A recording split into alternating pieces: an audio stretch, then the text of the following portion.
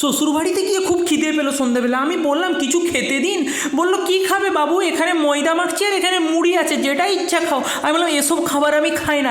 এখানে তো দেখি বিল্লুবাবু তাকিয়ে বসেছে, আমি দেখলাম বিল্লু কোন দিকে তাকিয়েছে, মুড়ি। তারপর বললাম না, বিল্লু তো ময়দার দিকে তাকিয়েছে। বাট আমার তো ময়দাও ভালো লাগে না, মুড়িও ভালো লাগে না, তাহলে আমি কি খাবো?